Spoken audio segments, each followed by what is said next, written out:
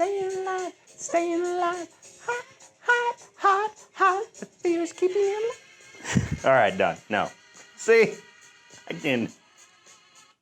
All right, y'all. Are we live? We're good to go? Having fun? We were just joking around a little bit. It was like playing off the Staying Alive by the Bee Gees. I was saying instead of staying alive is like hot, hot, hot, hot, staying alive, hot, hot, hot, hot, staying alive. Okay, anyways, I am horrible at that. Should never do that again. Please remind me. All right, so talking a little bit about fevers today again, and I think it's extremely important. And actually, I think, this COVID pandemic, and I know now that I've said it, the gods of Facebook and everybody else are probably going to censor us. The idols. Anyways, it's actually turning a lot of people's understanding around to realize the benefits of a lot of different strategies that should have been implemented from the very get-go to help people survive this infectious disease. And it's waking a lot of people up. This is a great article, and actually what I'm going to be talking about is not necessarily a plethora of many different research articles, but I think this kind of sums it up, and I think there's a lot of points to be made, and I think we're going to spend plenty of time discussing this. I will be taking a look at questions and comments. I know that fever is, again, it's one of those things that there's a lot of misunderstanding revolving around it. I've already gotten questions sent in from probably mothers specifically in regards to what about toddlers? How high is too high of a fever? What about febrile seizures? Somebody's individual question was that their son had a febrile seizure. Another one, hallucinations during fever. What about that? And then with even like babies, like infants, seems scary, especially associated with the current virus. And I hope that question will be really well answered in this article. And it's not a research study in and of itself, but it is a major medical article and journal talking about the benefits of fever and how we've been going about the approach to quote unquote the first line treatment strategies for COVID have been wrong. So I'm just going to start in reading it, going to keep my eye on the questions, so please hit me up with any questions or concerns you may have.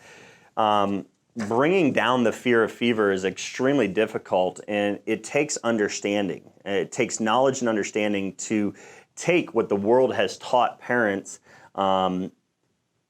It's taught you to fear this, but that fear is in the wrong place. And because of the world's ways and the world's teachings and the common consensus of the medical industry, I mean, there are even research articles noting that when they poll physicians, medical physicians, and ask them about fever and their understanding of fever, like you read through the medical textbooks and fever's hardly even discussed.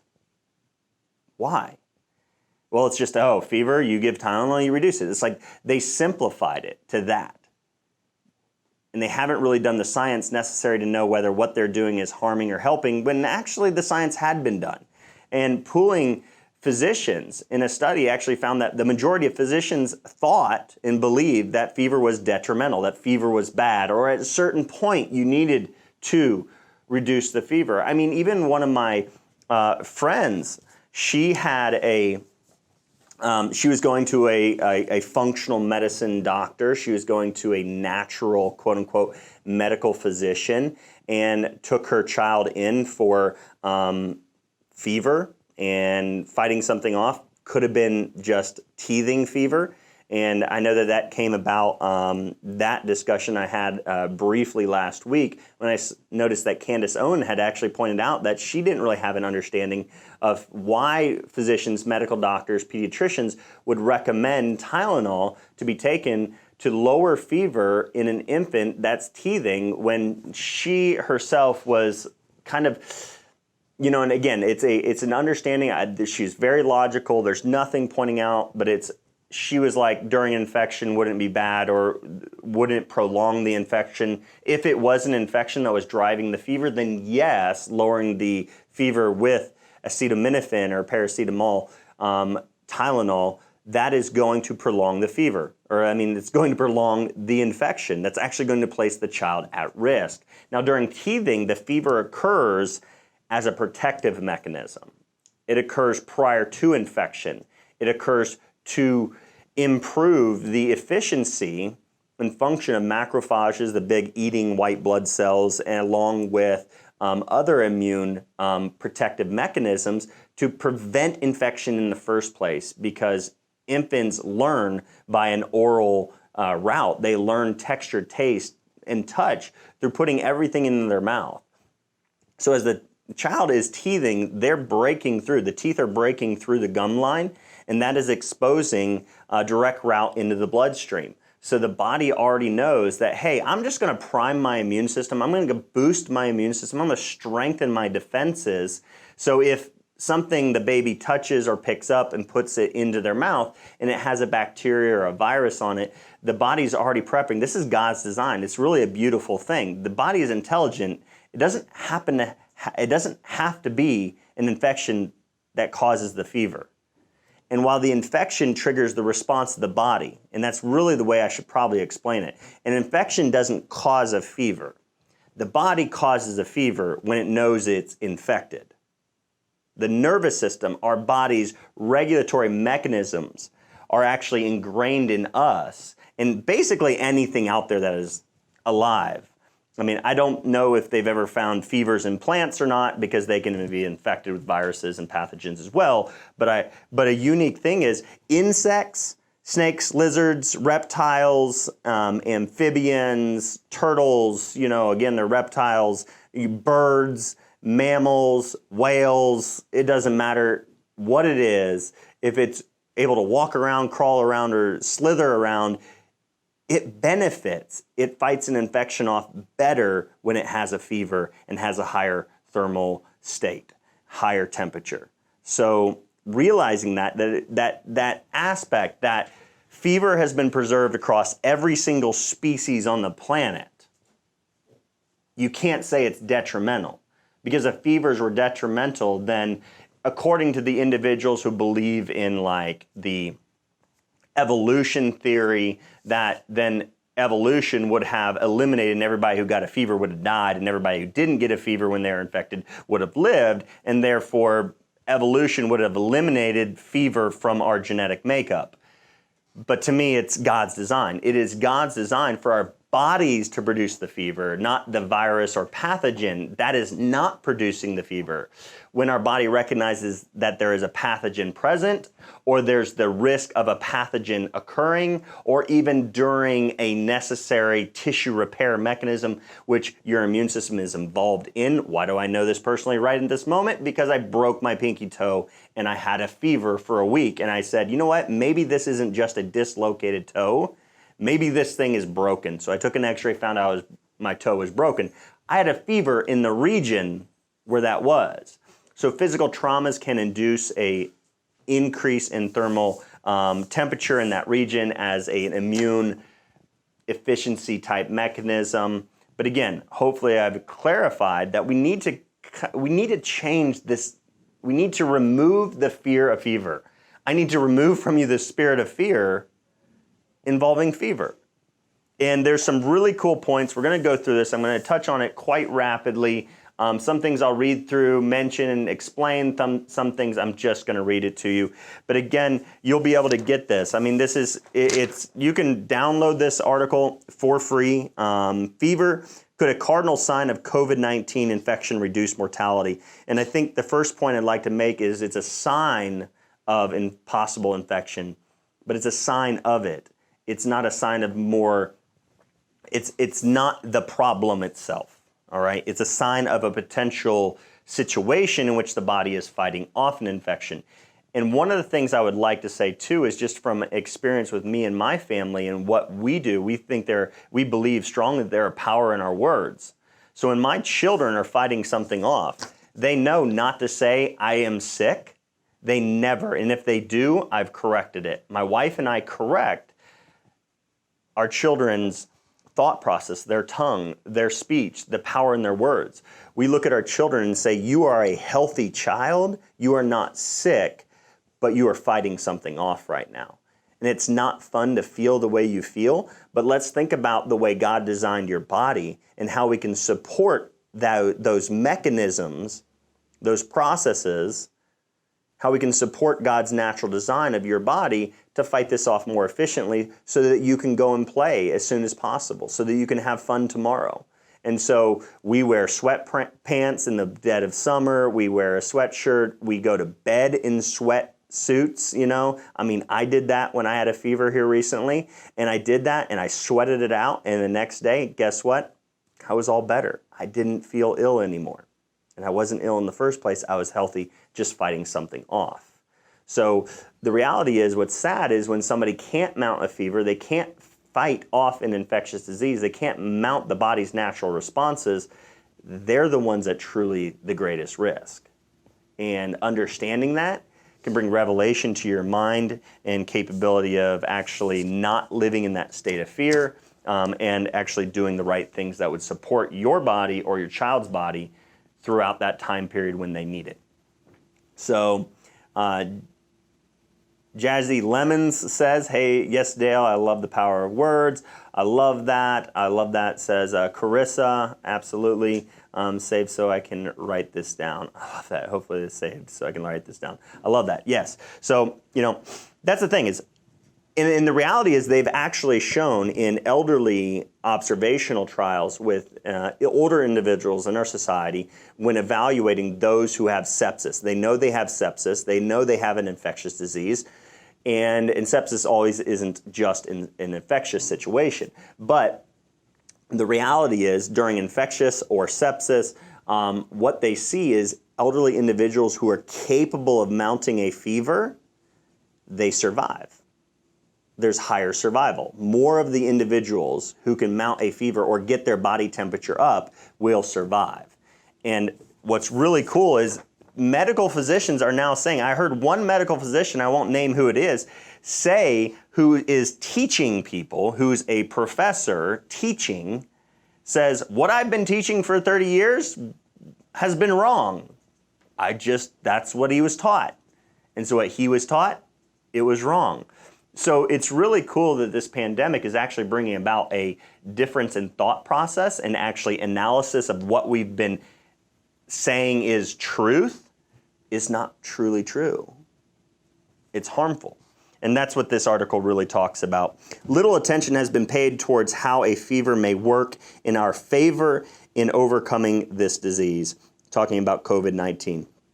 Both animal and human studies, both animal and human studies have demonstrated that fever suppression during viral infections, either through low ambient temperature, that means your environment. So do you have your air conditioning on in your bedroom when you're fighting a fever? Turn your air conditioning off. When anyone in your family has a fever, don't cool the house anymore, all right? Take it in consideration, that individual, if you're cooling their body, if there's a fan blowing on them, if their air conditioning vent is blowing directly onto their bed, you are lowering their ambient temperature in that area, in their environment, making it more difficult or more energy necessary to be expended for their body temperature to go up. So just take that in consideration. So the low ambient temperatures are antipyretic. That would be the pharmaceutical interventions to lower fever. Use may increase morbidity and prolong the illness.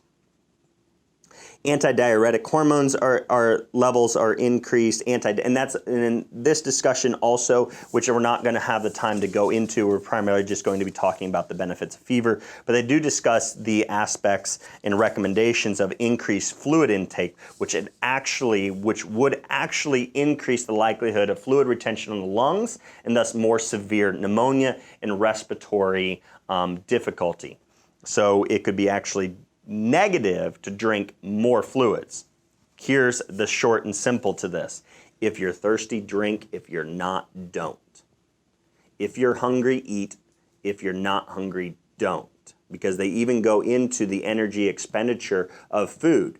Sometimes the reason you vomit is because your body doesn't want to have to expend the energy necessary to digest your food when it needs to use that energy to fight off an infection.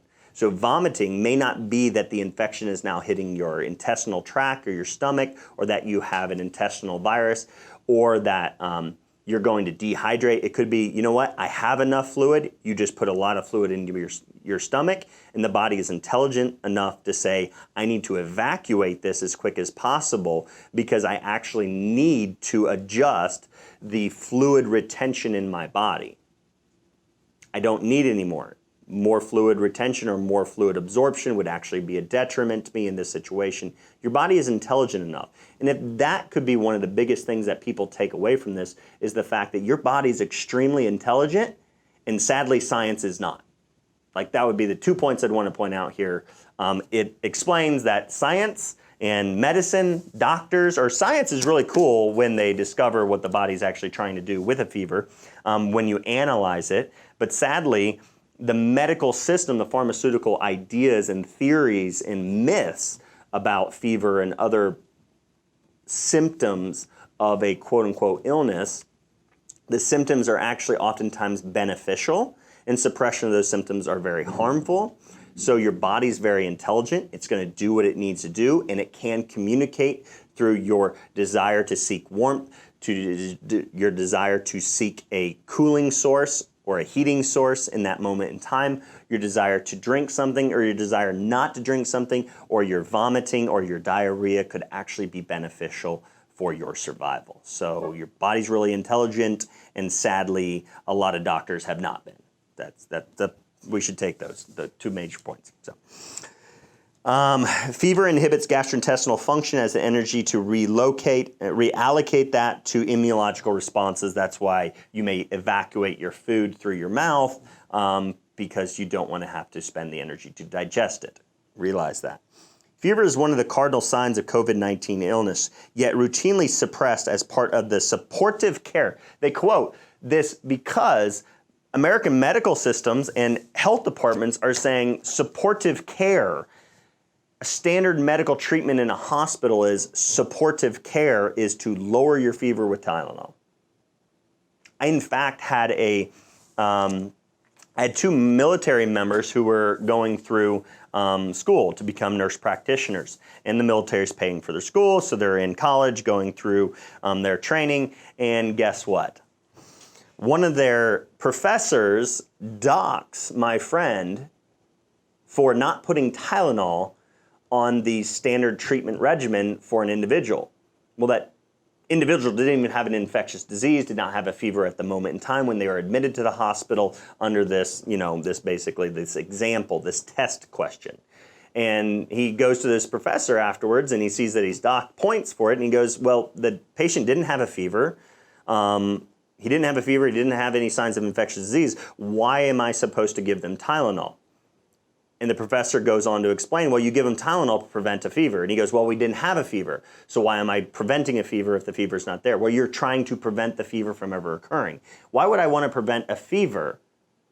And the professor goes on to explain, well, hospitalized acquired infections are a major problem in the hospital, and if you prevent the fever, you prevent the diagnostic criteria for diagnosing the patient to have come to the hospital with a traumatic injury and then acquiring an infection, which then puts the legal liability on the hospital. The professor literally explained to the student that Tylenol is administered to prevent a fever, which is your body's natural defense mechanism against an infectious disease, that it's for the legal liability of the hospital. It's for protection of the financial losses that could come about from the patient filing a lawsuit against the hospital because they acquired an infection while at the hospital. So let's prevent fever so that we can't diagnose them with an infectious disease, and then they can go home, and once we take them off the Tylenol, then the infectious disease comes apparent, and then they come back to us, and we get to make more money. Now, the professor didn't really explain it in that manner and method, but sadly, that's what is going on.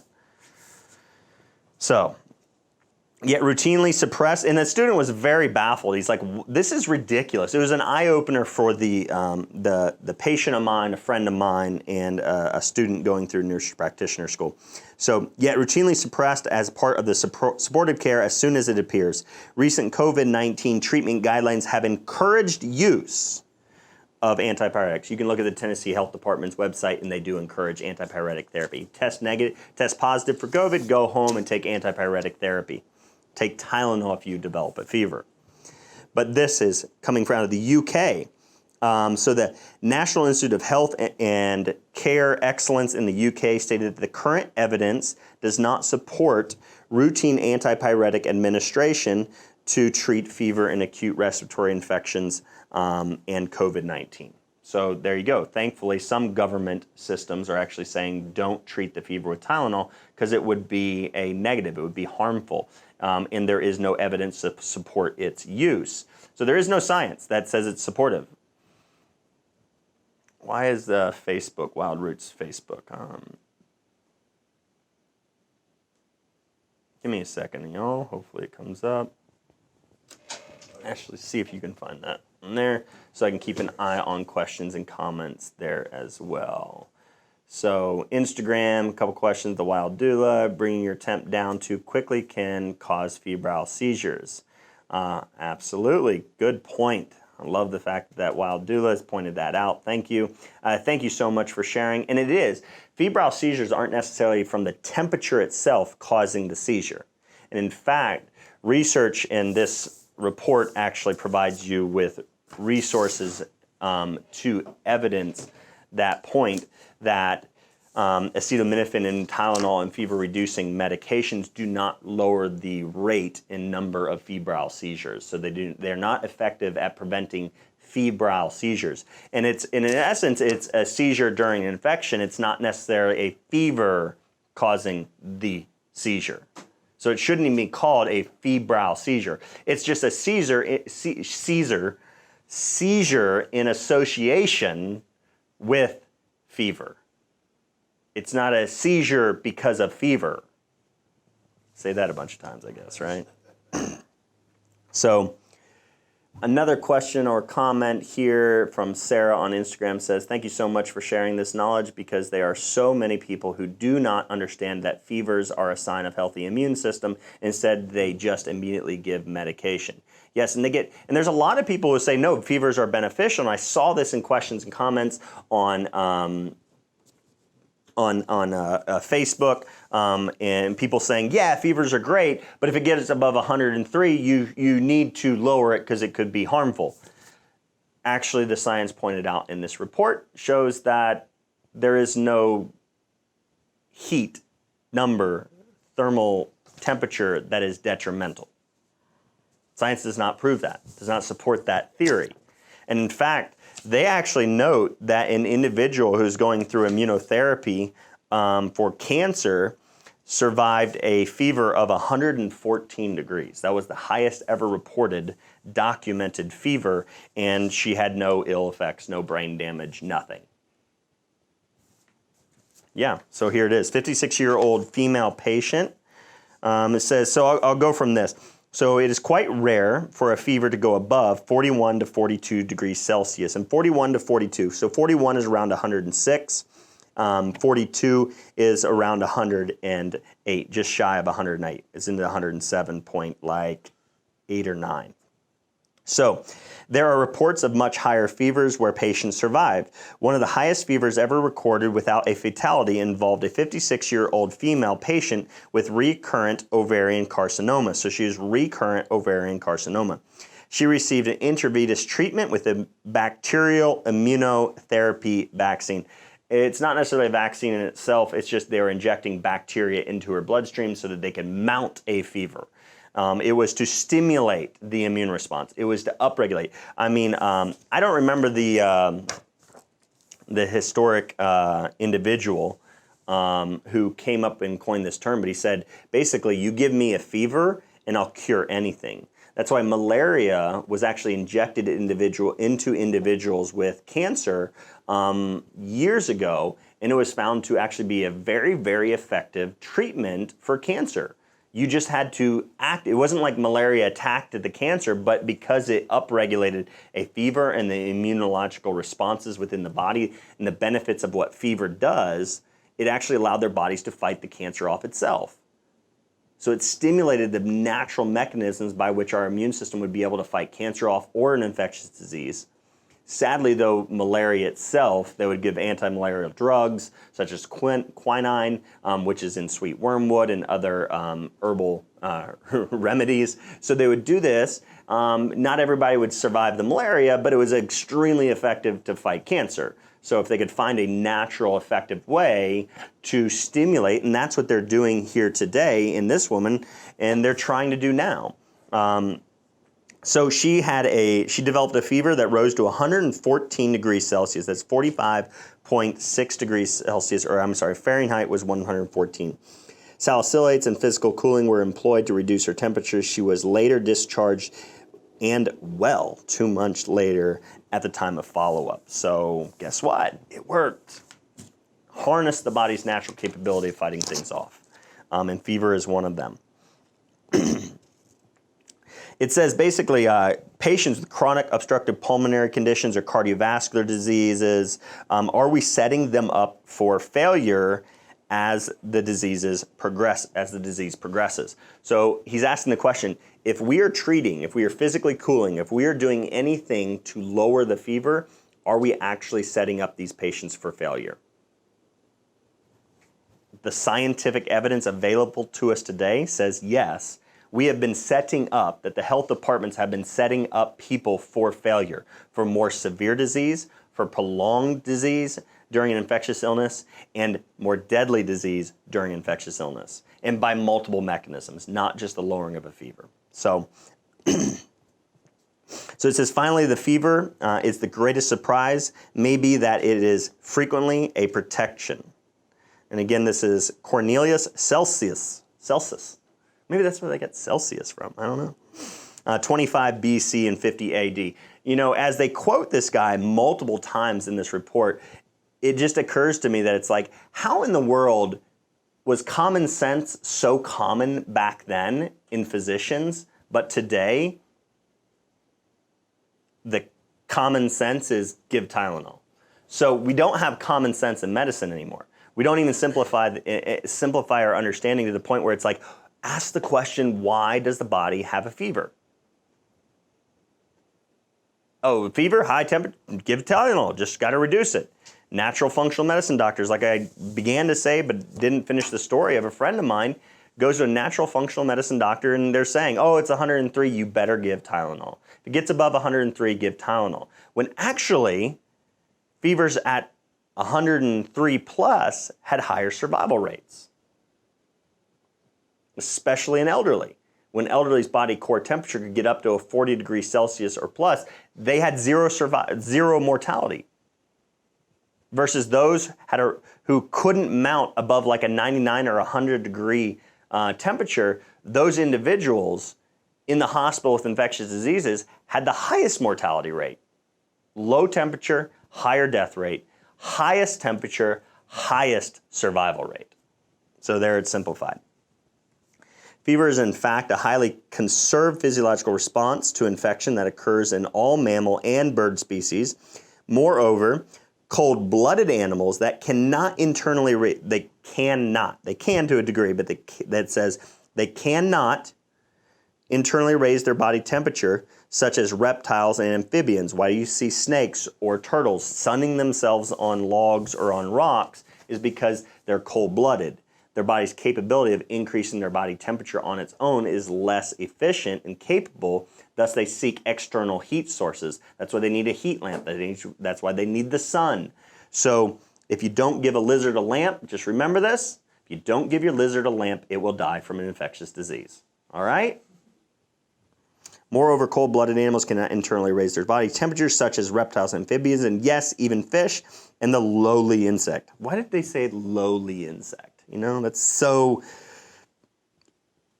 I mean, it's not like racism, but it's like speciesism. Can generate a febrile response by exhibiting heat-seeking behavior during an infection. forcing a single cell bacteria or virus into a sudden thermal disadvantage. So seeking heat, getting your body temperature up, actually reduces the efficiency, and it places a virus or a bacteria at a disadvantage of both infecting your cells, replicating within your cells, and being able to continuously evolve into the point where it could be a dangerous situation for you.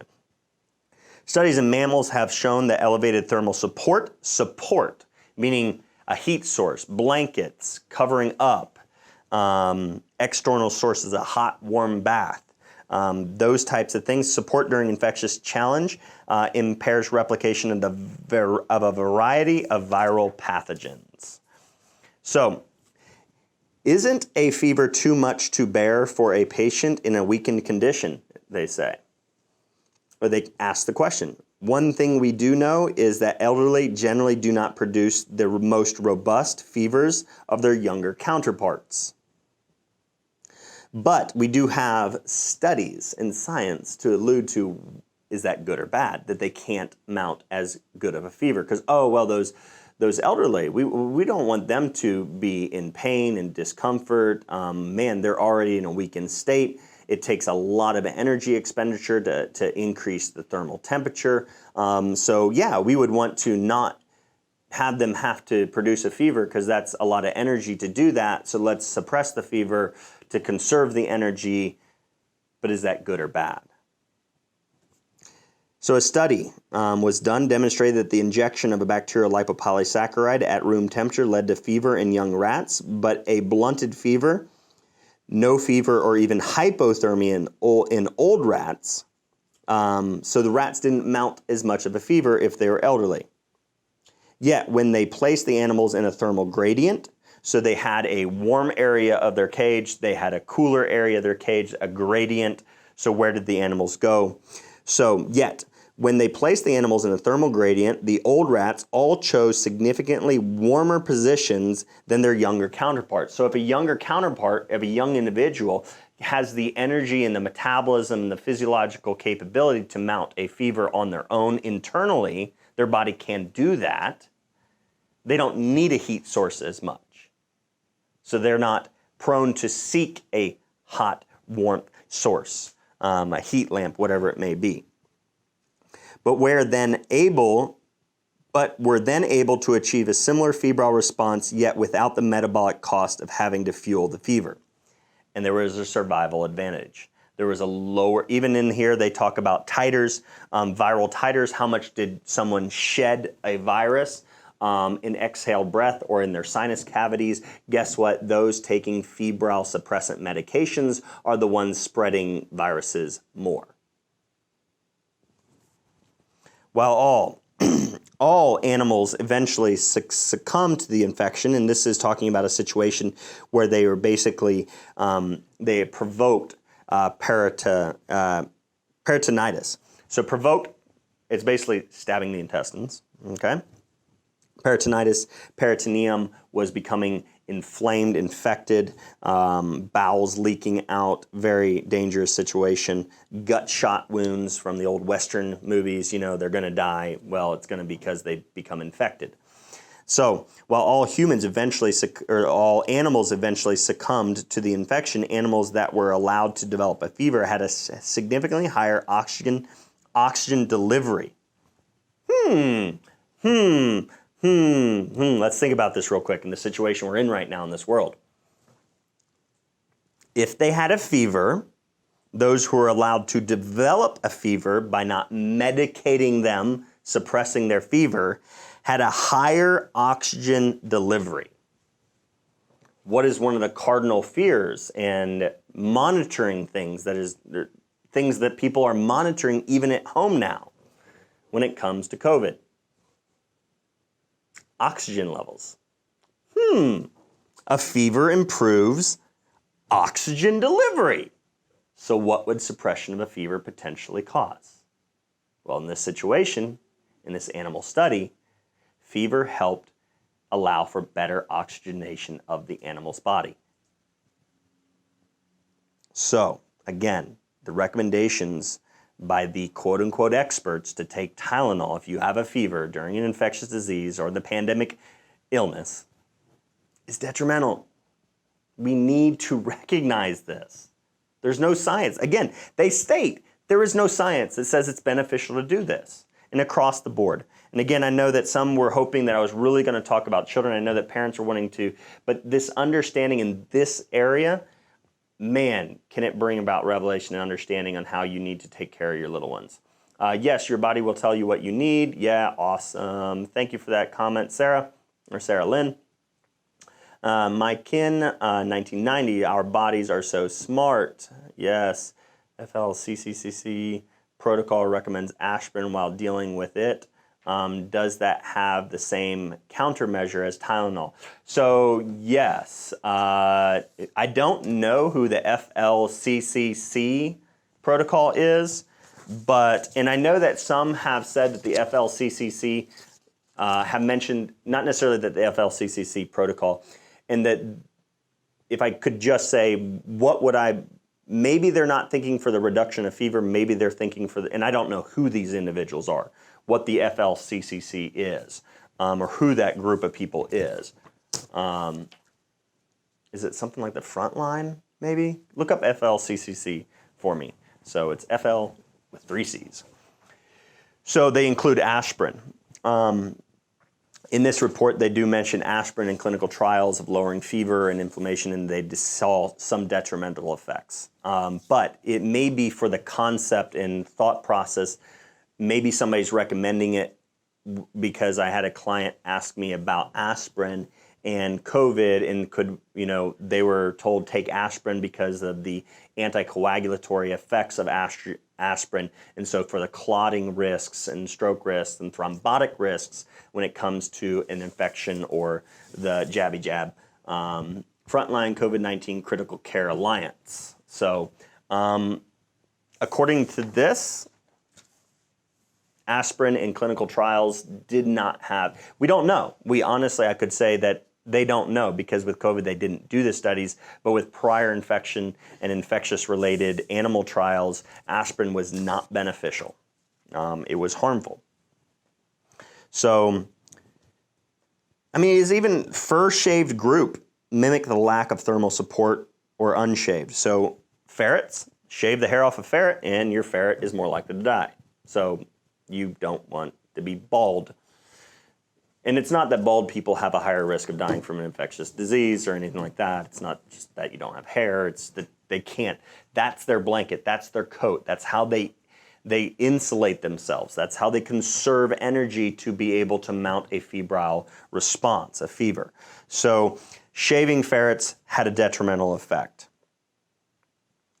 Numerous animal studies have shown that lower ambient temperatures, already kind of went through that. Animal studies with antipyretics, where antipyretics were administered during an infectious challenge, have consistently shown a survival disadvantage when those drugs were given, when a fever was suppressed.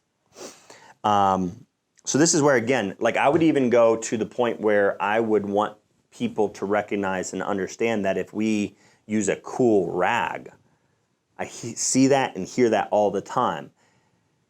I understand that it's not fun to watch your child be uncomfortable, be in pain, any sort of suffering whatsoever, but I would be like, push through it. The suffering's temporary. I would rather have you suffer temporarily with discomfort, but that discomfort is a sign that your body is mounting a quality and beneficial immune response, and you're going to fight it off very quickly now that you are supporting the body rather than fighting against the body's defense mechanisms. So just realize that.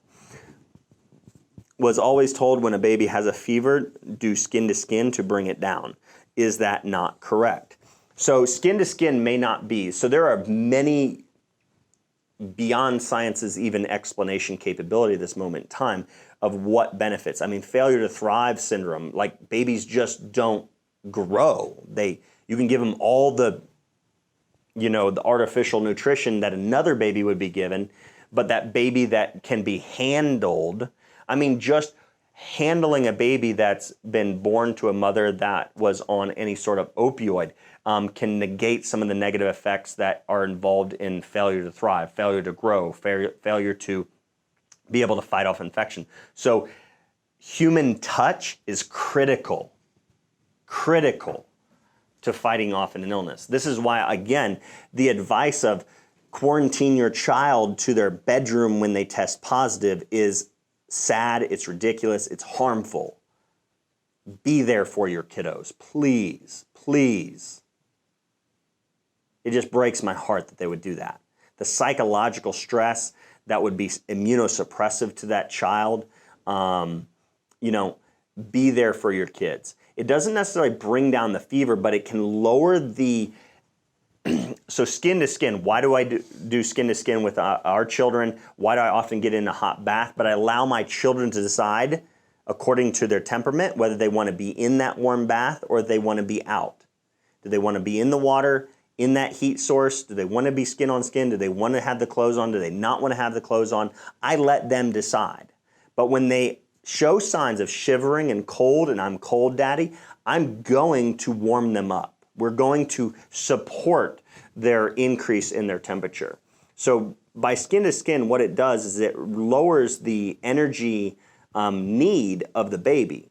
So their body's energy can then go to other aspects of the immunological response to help fight off the infection faster, more rapidly. So it may not be that it lowers the fever. It doesn't lower the fever. It supports their body. It gives them comfort. It lowers the stress on their system.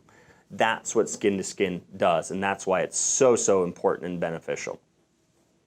Kresge says, great information, thank you. They have everyone panicked that anything above 102 is going to cause brain damage. Wish they'd tell the truth. Chatteramage? Some of these names on Instagram, Chatteramage. I think I'm pronouncing that right. But so again, fevers of less than 102, higher mortality, higher death rate. Fevers higher than 102, those that were up to 100 or 40 degrees Celsius, up to 41, like trials show the greatest survival. And no brain damage. I mean, the woman who had a 114 degree fever didn't succumb to brain damage. Now, they do point out, and this is why it's important to read, when would lowering body temperature be important?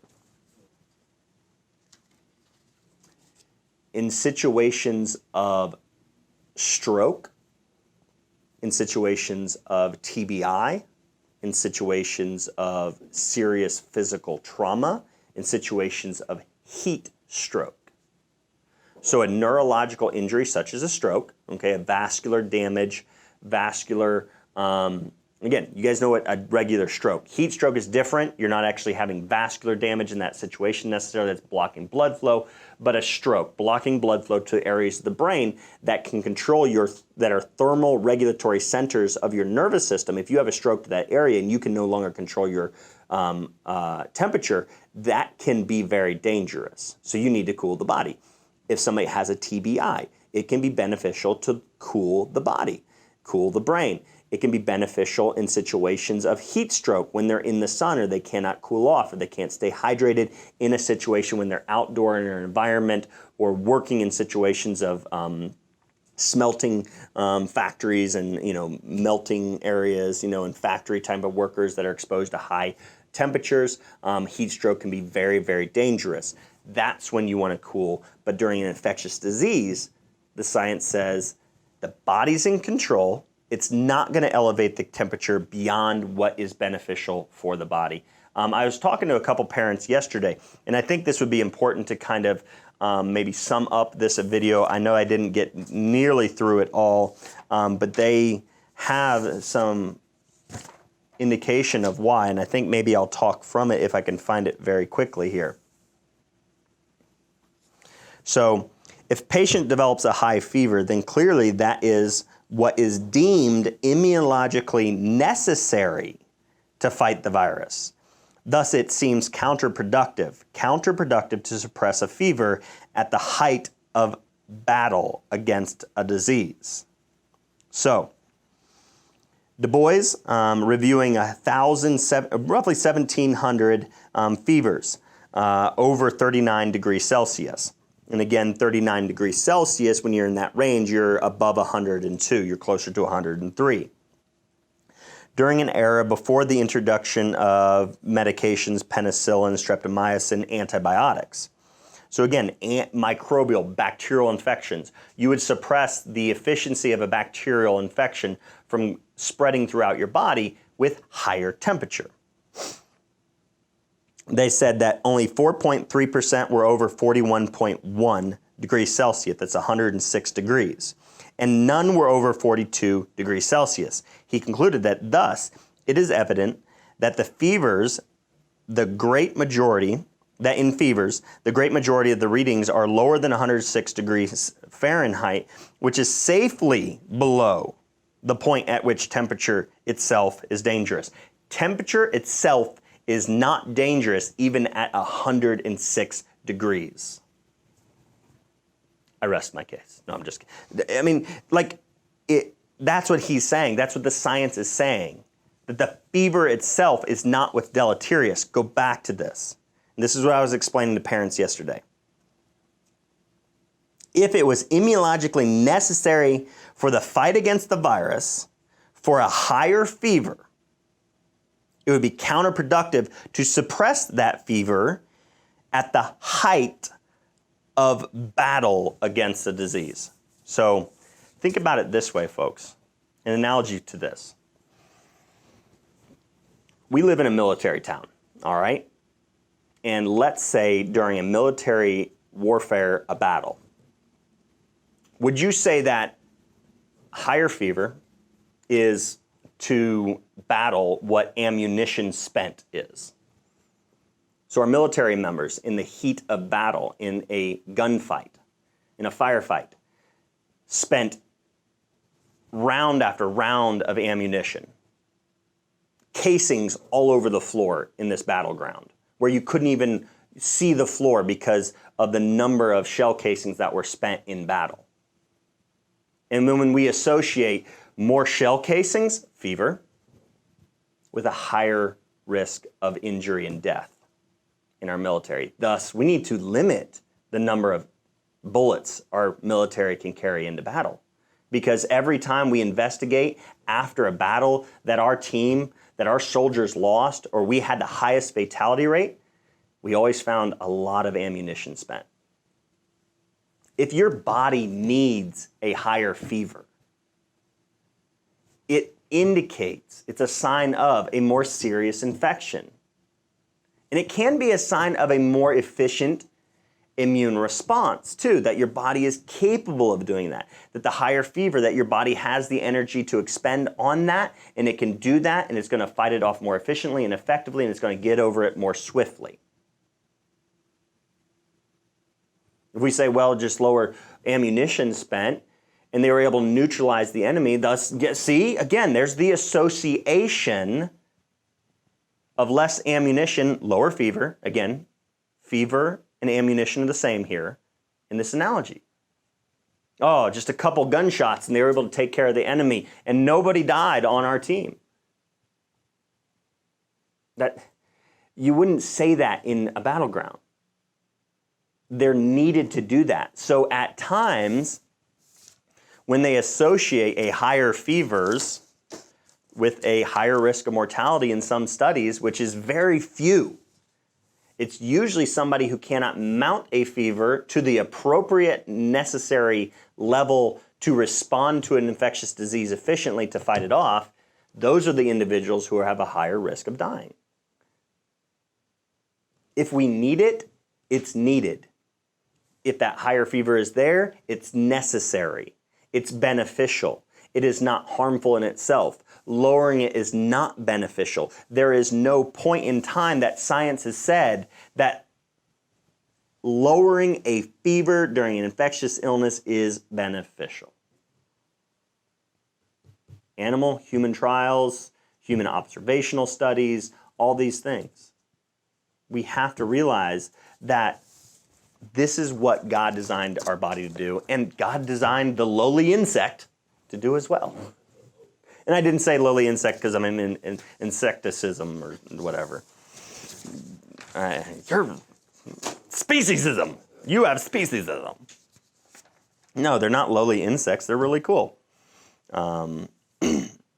But that's what God designed every living organism, and maybe plants. I don't know. It would be really cool to somebody to figure out whether plants can mount a fever or not.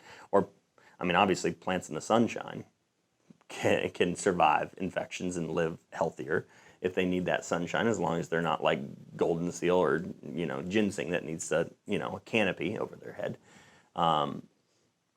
But it's just, that's what God designed our bodies to do. If we can recognize, understand that, it's beneficial. There's other things in this report. Again, this is a report. This is not my opinion. This is just supporting what I've been saying my opinion has been for a very long time, and why years ago I put out videos saying the false fear of fever. We need to stop fearing a fever. Don't fear the fever. Fear the reaper. And sadly, many a times the reaper or the individuals working for the reaper is actually the medical physician advising that you take Tylenol to lower your fever. So don't fear the fever, fear the Tylenol. I mean, it's so. Sarah then proceeded to give her Motrin immediately and explained that anything above 100 and 100.4 in a 3-year-old is dangerous. Show me the science. I would say if somebody says that, ask them, show me the science. What is your opinion on Epsom salt detox baths for child with a fever and viral infection? I wouldn't necessarily say that Epsom salt is going to be like, I'm going to do that for a detoxification purpose, but I would say that a warm, hot bath that supports, if you got to think about this, if the fever needs to be 104, would be best suited. The thermal temperature of the individual would be best suited for the body to be at 104, 105, but your bath water is only 100 degrees. What are you doing? So that's where you really need to be in tune with your own body, if it's you yourself or your children. If they feel cold in a bath that's 102, they may need to have a hot, warmer bath, or they may need to get out of that cooler bath than what their body temperature is. Because if you have signs, think about this. Consciously, people who oftentimes, when they have a fever, they feel their brain, their conscious brain says, I'm cold. What is that going to do? What are you naturally going to do when you feel cold? And Ray, Ashley, make sure that the gentleman was going to be a meeting at 3:30. So if he shows up at the door, just make sure he was going to meet us here. So what are you going to naturally do? You're going to seek warmth. Seek heat sources. You're going to seek clothing, insulation. It's in opposition of what other people feel you are, what your temperature is. It's in opposition, but consciously your brain was designed to make you think you're cold, feel the chills, shivering, increased metabolic expenditure for the purpose of generating heat. I mean, all of these things are amazing that it would happen when you're actually at a higher temperature. But all of them are signs of when you would be cold, but not infected. So the same things you would do when you're actually out in the wilderness in the freezing cold snow without an infection are the things you would do because your conscious brain during an infection makes you feel like it's the same scenario and situation. You would seek warmth, you would seek shelter, you would seek heat sources. So you need to listen to the body in those circumstances and situations. What is your opinion on Epsom salt? Again, detox bath. So I wouldn't think it was more detox. I would think of it more of because the reality is too, if we look at the lymph system, if we look at the excretory capability of our body, infectious diseases are sometimes a cleansing effort of the body. They can be beneficial. So again, an infectious disease is not always a negative, because there are two ends of the spectrum. There are people who are chronically always sick, always catching infections, typically meaning that they have a lower mucosal membrane, they have a lesser degree of a protective barrier immune response, so that's why they constantly get sick, or they have some form of immunodeficiency syndrome, and it could be certain components are immunodeficient, because if they have signs of an infection, then they're not lacking certain aspects of their immune response. And then there are people on the other end of the spectrum being you're always sick or you're quote unquote never sick. I do not sit there and try and brag that my children are never sick. Sick as in what people define as, sadly define as sickness being an infectious illness. My kids are healthy. They fight off infectious diseases extremely efficient. All right? They're never told they are sick. They are always told they are healthy, but fighting something off. And God designed, and I explain what God designed their body to do in that situation. And it's amazing how a 5-year-old little girl can say, okay, Daddy, get me more blankets. Let's cuddle. I want to warm up. Let's take a hot bath or hot shower.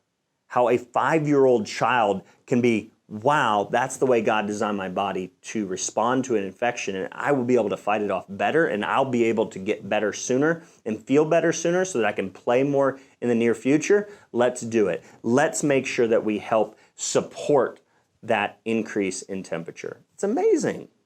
And a 5-year-old can understand that. And then they can say, thank you, Jesus, for what you designed my body to do during infection. They praise him and they thank him. And it's amazing what can come about through this understanding beyond just the, I got over an infection fast. So I was giving her lukewarm baths just for comfort and detox toxins. And that is true. Metabolic processes, nitric oxide, waste products from cellular debris and tissue damage. Yes, you're going to want to move those. That's why certain herbs are really good. And typically utilizing what's called a lymphagogue helps the lymph system, which is critical to removing waste during an infectious illness, is beneficial, immunosupportive, and beneficial for moving the lymph system. So, but again, that warm, is it warm or is it supporting where the temperature needs to be? Is it lowering? Even 2 degrees lower could actually lower the temperature and make the body have to expend more energy. So you need to take that into consideration. So, Ashley, just let me know because I can cut this. I'm just answering questions. What are your thoughts on targeting a certain type of infection during the fever? For example, using garlic oil, colloidal silver for an ear infection, but not actually lowering the fever. So those are what I consider supportive. Is he here? No. Okay. So those are supportive.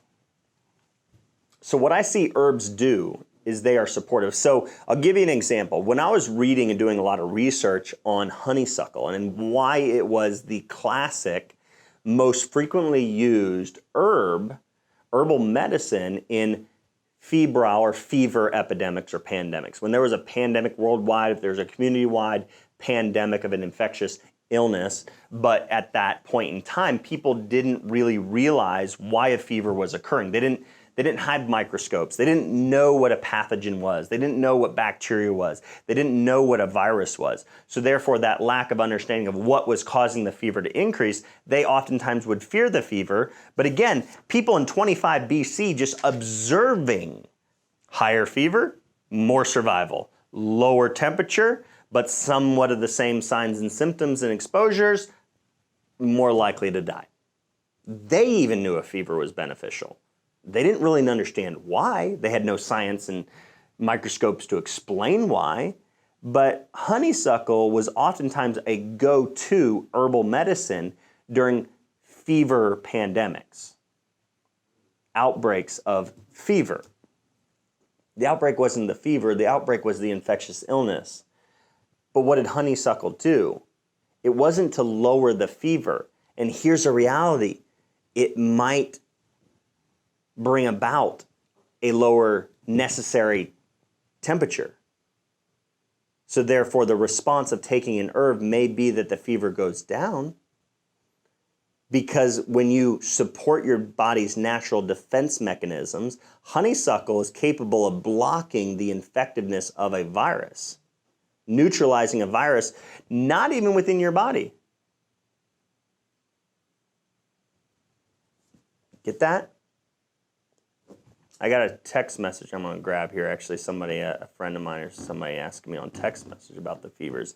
I don't understand what you mean about the Facebook and the Instagram fevers. I have diarrhea after I take my medicine a couple of hours later. All right, so the body's removing things. So I'll have to help them out later. I've seen, and I'll let you get that. Okay, he's ready to talk whenever. So. All right, so I'm going to wrap this up. So, I mean, those are the things. I'll see if I can jump Instagram, try to hit each and every one. So those are supportive. If the herb blocks or has natural antiviral properties, it neutralizes the virus, or it actually protects your cells, or it lowers inflammation. If it has these natural supportive effects, that it's doing what your immune system or the fever would need to be doing, then by taking that herb, you're supporting the body, and ultimately then your fever doesn't need to go as high. So it's not blocking the fever, it's lowering the level at which a fever needs to be. So that's why, yes, absolutely, you support. Now, you don't overdo it. Sometimes microdosing is more beneficial in certain circumstances and things like that. So, but all right, I've got to get going. I got another meeting. I hope this is beneficial to you all. Again, a lot of this, if you want to read up on it, it's fever. Could a cardinal sign of COVID-19 infection reduce mortality? And what the science says through history, that fevers are beneficial. Any form of lowering a fever is detrimental. But again, you need to listen and understand and be in tune with your body and your child. If they're thirsty, they need to drink. If they're cold, they need to seek warmth. If they're hot, they need to cool off. Their body, their brain will tell them what they need to do. So I love you all, appreciate you all. Please do share this information. Make sure that you've liked us on Facebook, Instagram. Make sure that you're tuning into thewilddoc.com and make sure that you're subscribing to the email campaign there so that we can communicate with you in the future when likely we are censored and completely taken off of Instagram. We're also on Rumble and other places like that, kind of like Rand Paul and anybody else who wants to speak up on truth. You'll catch us over there speaking even more truth. So again, I'm the Wild Doc, and this is the Wild Roots Wellness. All right, take care, everybody.